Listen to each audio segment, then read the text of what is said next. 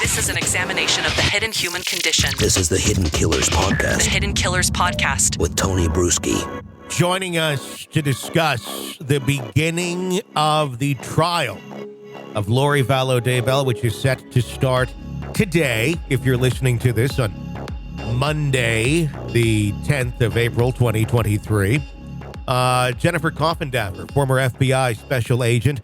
I could think of a better person to begin the week talking about this with, Jennifer, and to get your insight. I think it's fairly clear what we're going to be seeing for the prosecution in this case, but I am baffled by the challenge that the defense must be facing to defend Lori Vallow Daybell. How do you think this is going to begin to play out? Well, as you know, there's no insanity defense in Idaho. If I were her attorneys, of course, I would be trying to put that forth, but they can't do that except for sentencing, consideration. There is no defense, in my opinion, other than she is going to point the finger at her brother, who is deceased, and say, listen, this is all him. He killed Mr. Vallow. He killed our children. This is him. And I was just an innocent party to it all. The problem is going to be that none of the evidence is going to support that. It's really going to support that she was the one inciting these actions, not her brother. And so it's going to be a problem, but that's what I'd be doing, pointing the fingers, especially at somebody who is deceased, who can't defend themselves. And just seeing if it sticks. Correct me if I'm wrong, but when I look at the timeline on this, because I know that's being thrown around a lot of it being possibly Alex who is the one who is doing this. And it feels good to say the word Alex again and not Alec from Murdaugh for many, many months. But that Alex was the one. But does the timeline support it? Because the way I've read it several ways over is it's questionable if he was even alive when some of the children were supposedly murdered. So, I mean, it's a very close window from everything I'm reading. Am I off on that, or do you see that same thing? I see the same thing. The facts and the evidence in this case are not going to support this theory, but I don't know what other theory they have. Their only theory is going to be to point the finger at Alex or to point the finger at Chad, but they're going to try to point it away from her and just show that she's kind of an innocent bystander. But again, if you look at the text messages, if you look at what happened, if you look at her reactions after the death, the whole story, the facts just aren't going to be there. And I think this is going to be a quicker time in the jury room than even Murdaugh. Do you think it's going to take another, anticipating up to 10 weeks on this? Obviously, there is a lot of evidence to be shown in this, but it almost feels very open and shut with what the evidence is. Do you anticipate it taking as long as they're saying? And if so, would it just be to lay out all the evidence in its entirety? Yes, that would be why. And again, on these dockets, they always plan for things to take longer because it's easier to shorten things up and to move things up on your calendar as a judge. What's difficult is to run over into other cases that have been scheduled, and then it's a domino effect. Yeah. So it makes sense to me this would be scheduled for a long period of time, and great if they get it done earlier. And I agree with you. There's a lot of evidence, and they're going to want to spell it all out. And unfortunately, because the cases have been severed, Chad Daybell's crew is going to get a very inside glimpse at all this evidence.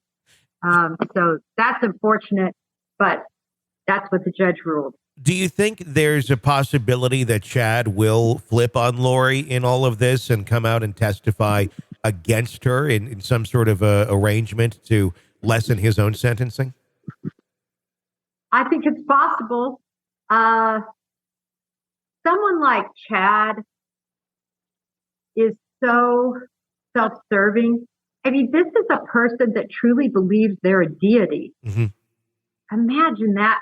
To me, that's beyond being a narcissist. Yeah, it's a step beyond.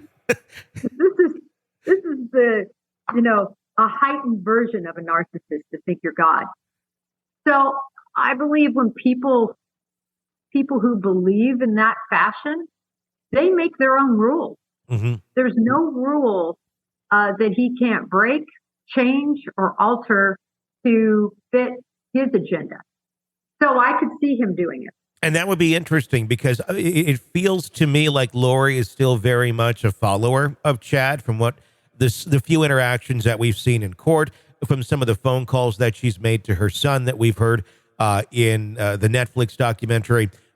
Sounds very much still, this is the man, and his teachings are the thing. So the idea that they would point the finger at him too as another defense for Lori seems less likely, especially if she wouldn't support that, I don't believe, in her own defense, because it feels like she still is very much in belief that he is this deity type character. What I'm questioning is if he were to do this for his own self-preservation and testify against her, is her mental state still being able to hold up in court the rest of this trial should the deity in her life turn out to be, not so deity-like?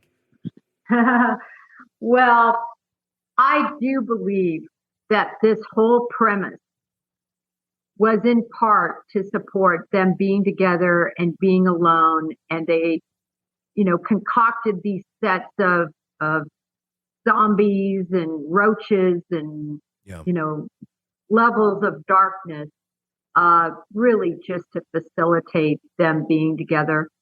At the end of the day, that was the mindset and that's the intent. So, what they say, Tony, you may be able to fool others, but you can't fool yourself. So I question really how much Lori Vallow truly believed it versus wanted to be free, run to Hawaii with her love. This is an examination of the hidden human condition This is the Hidden Killers Podcast. with Tony Bruschi. Jennifer Coffindaffer, former FBI special agent, thank you so much for your insight into the Lori Vallow Daybell trial as we begin week, technically number 2 of coverage. Last week was jury selection, but this is where it all kicks in this week.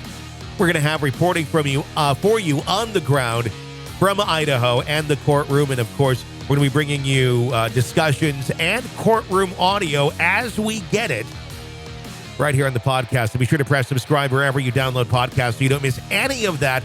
We're on it and covering it for you 24/7. You can even get an ad-free experience when you sign up through Apple Podcasts. You can try that for 3 days free when you become a Premium Plus subscriber over there.